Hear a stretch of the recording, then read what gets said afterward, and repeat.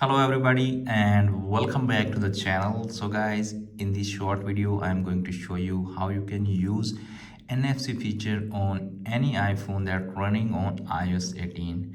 Lot of iPhone user asking for this tutorial. So in this video I will show you how you can use it, how you can enable NFC feature on your iPhone. So first of all, you need to launch your shortcut app. Okay, you can see a person screen right now. Tap on shortcuts. After tapping the shortcuts, you can see a person screen in the bottom automation. Tap on that. Okay, now you can see a person screen showing here new automation. Tap on that. After that, you need to scroll down below and you can see a person screen right now showing here NFC feature. Tap on that.